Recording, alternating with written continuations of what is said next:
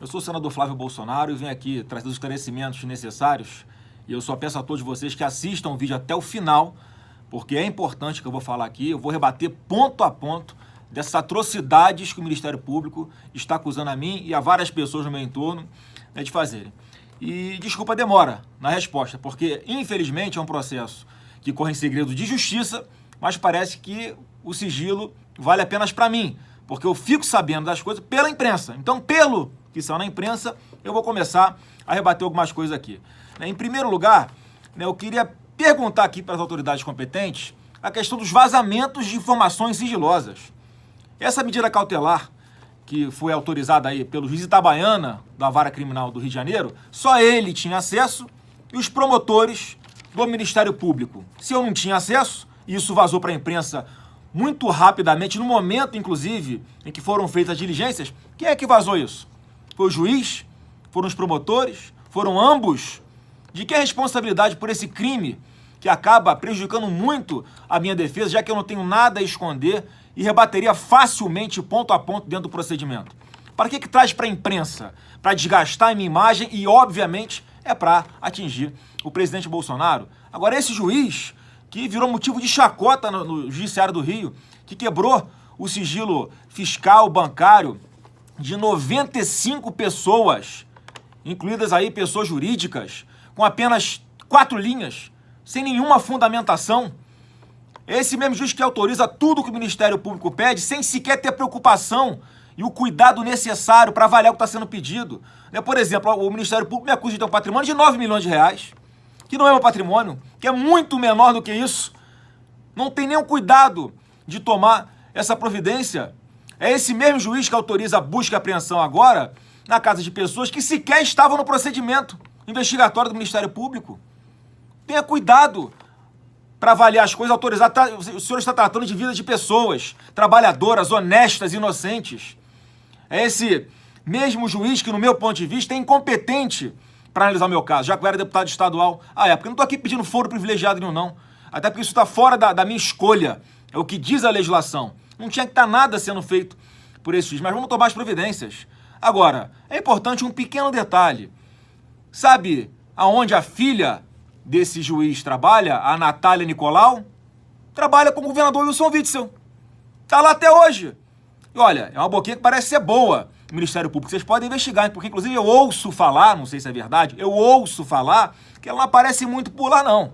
Tá? Então era bom vocês investigarem se não tem um funcionário fantasma dentro do gabinete do governador, que é filha desse juiz Flávio Itabaiana. Mas vamos passar aqui rapidamente para o ponto a ponto, pelo menos os 5 principais que eu vi que foram colocados aí na imprensa. Em primeiro lugar, com relação ao meu ex-assessor Queiroz. Hoje, a capa do Jornal o Globo é que ex-assessores de Flávio Bolsonaro depositaram 2 milhões na conta do Queiroz.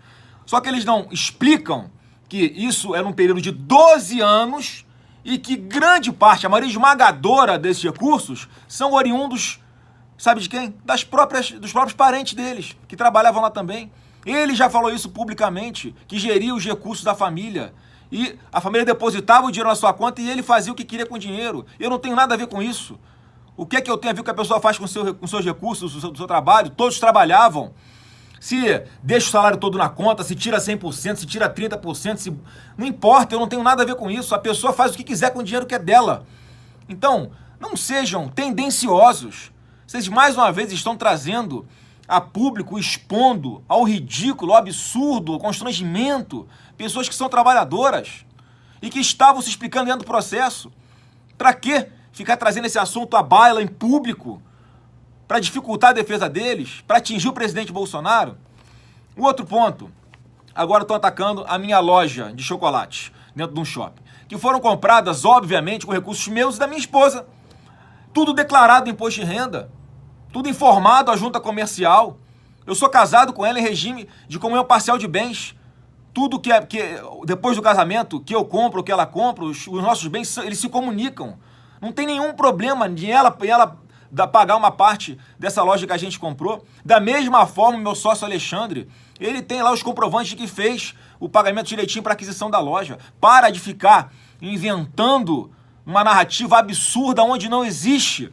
A outra acusação agora apesar de ser 50% para o Flávio e 50% para o sócio dele, o Flávio recebe muito mais dividendos de lucros do que o sócio. Mas é óbvio, alguém tem alguma dúvida que eu levo mais clientes para a loja do que ele? Não é obviamente natural que na hora de distribuição dos lucros eu tenho uma parte maior? Qual o problema nisso? Já estão me acusando de lavar dinheiro na loja? Isso é um absurdo, uma leviandade. Se eu quisesse lavar dinheiro, eu ia abrir uma franquia que tem um controle externo da franqueadora, que tem auditoria. Eu ia abrir uma outra atividade qualquer que não devesse satisfação para ninguém. E tudo declarado em imposto de renda. E se eu fosse vagabundo, quanto muitos pensam, você acha que eu ia estar preocupado em abrir uma franquiazinha? Em abrir um negócio particular fora do meu mandato? Se eu tivesse alguma sacanagem, eu não estava preocupado com isso. Dinheiro não seria problema para mim. Mas eu sempre fiz tudo direitinho, dentro da lei. Passei 16 anos como deputado estadual na LERJ. Nunca teve uma vírgula. É só após as eleições de 2018 é que começou o problema todo. Por que será? Qual é a coincidência? Qual o fato novo? Jair Bolsonaro ser eleito presidente do Brasil. Então não tem nada a esconder com relação à loja. Aí acusam, a loja recebeu, a loja fez recebeu muitos depósitos em dinheiro. É óbvio, ô energúmenos. É um comércio. As pessoas pagam em dinheiro também. E paga em dinheiro, a gente recebe na loja e depois deposita na conta da loja. Qual o problema? O que tem de ilegal nisso? Olha a narrativa absurda que estão construindo em torno disso, como se eu lavasse dinheiro lá.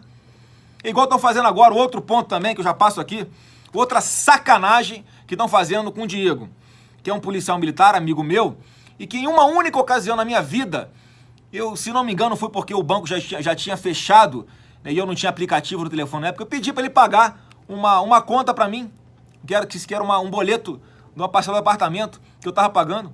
Ele pagou e depois eu reembolsei. Qual o problema nisso? E aí vão cruzar as informações dos depósitos bancários. Aí tem, como ele é um pequeno empresário, a principal renda dele não é a polícia militar, ele é um pequeno empresário bem sucedido, e ele comprava produtos na minha loja no final do ano para dar de presente para os seus clientes. Como ele tem uma empresa de vigilância em Copacabana, ele, no final do ano, comprava produtos na minha loja e entregava aos seus clientes, que eram síndicos dos prédios ali em Copacabana. O que é que tem de absurdo nisso? Para de ficar criando uma narrativa para que as pessoas possam, para dar a entender para as pessoas que há algo de ilegal nisso. Expliquei aqui em 30 segundos. Para que expor isso na imprensa, promotores e juiz Itabaiana? Faz o devido processo legal direitinho, com o nosso direito à defesa, fundamenta direito às suas decisões, não tem problema nenhum. Nunca reclamei de estar sendo investigado. Aliás, alguns falam, quem não deve não teme. Eu estou sendo investigado há 2 anos e não tem nada contra mim. E após mais de 1 ano de que tudo veio à baila, ele autoriza uma busca e apreensão de celulares, uma medida completamente inócua, exatamente para trazer o assunto à tona de novo. E justamente no momento, vocês vão se lembrar, em quem estava sob ataque era o governador do Rio de Janeiro, Wilson Witzel, que está sendo acusado de receber caixa 2 durante a sua campanha, que está sendo acusado de esquema de favorecer empresário amigo na Lotterge, de ser 300 e quantos milhões de reais. Aí no dia seguinte eles deflagram essa operação. Pode ter sido uma coincidência, Romeu. Vamos acreditar que foi uma coincidência. Outra coisa aqui que acusa a gente também é com relação aos parentes da ex-mulher do meu pai, que mora lá em Resende.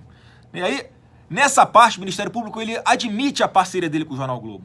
Ele traz para dentro do processo as reportagens, como se isso fosse prova de alguma coisa. Ouviram o vizinho da irmã da minha ex-assessora, que disse que falou uma besteira lá, que ela não tem a menor ideia do que está falando.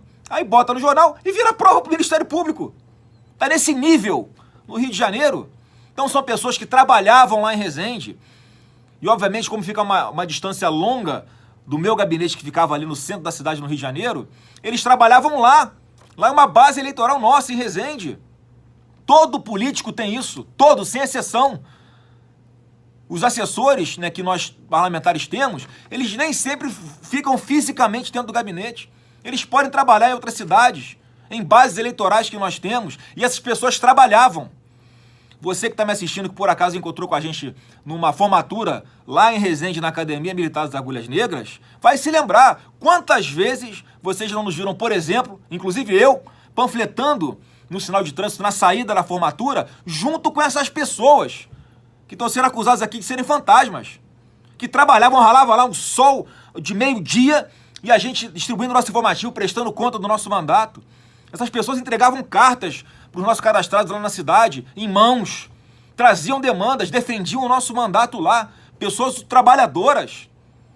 E agora são colocadas aí por parte da imprensa pelo Ministério Público como criminosas. Isso é uma sacanagem sem tamanho. Tenham mais responsabilidade na hora de apontar o dedo para alguém. Vamos ver se eu não esqueci de nada aqui.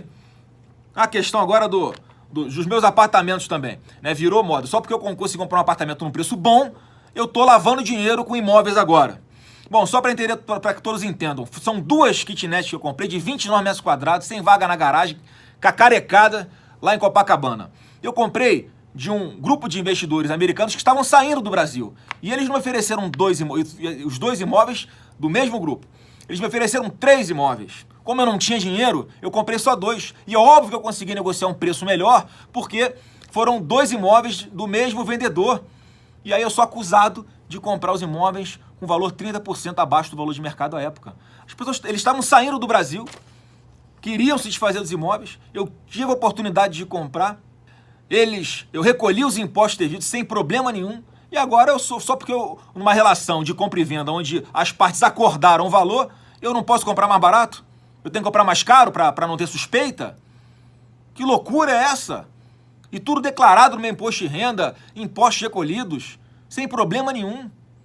Agora, é muito claro, né, para mim, que há uma perseguição absurda no Rio de Janeiro em cima de mim, porque querem me atingir para tentar atingir o presidente da República. Só um recado para vocês, não conseguirão, porque a gente não fez nada de errado, mais cedo ou mais tarde vai tudo ficar, obviamente, comprovado, e eu fiz questão de gravar esse vídeo para rebater ponto a ponto de cada acusação absurda que está sendo imputada a mim.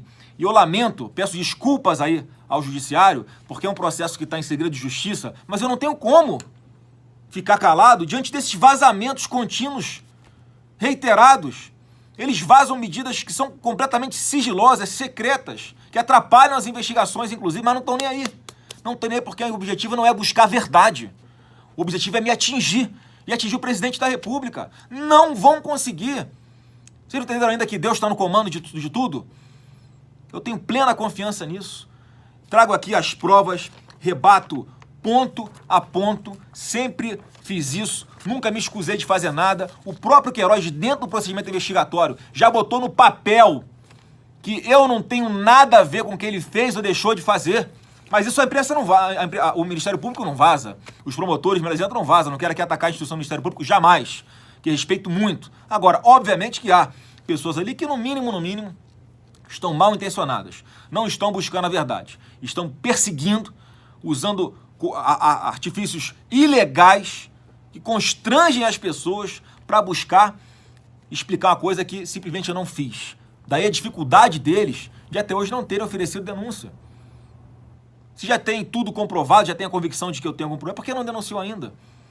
Não denunciou porque não tem o que falar de mim. Não tem do que me acusar. Falo por mim aqui. Tenho a consciência tranquila, não tenho nada a esconder de ninguém. E a todos vocês, prestem sempre muita atenção na narrativa que está sendo construída. Há, sim, um conluio de várias pessoas poderosas para dia sim, dia também, atacar o presidente da República, causar uma instabilidade e tentar tirá-lo na força. Só que, mais uma vez, ele não está lá por acaso. Deus quis que ele estivesse lá. Deus quis que eu estivesse aqui, defendendo o governo no Senado, fazendo um mandato de total apoio ao presidente e que me dá muito orgulho de estar aqui representando o presidente, o meu estado amado, Rio de Janeiro. Então, no momento, é o que eu tinha a dizer. Peço que compartilhe esse vídeo para que não pare na cabeça das pessoas nenhuma dúvida da minha correção, da minha idoneidade e do meu comprometimento com o meu trabalho, com o meu país e com a coisa sempre da forma correta. Um forte abraço a todos e fiquem com Deus.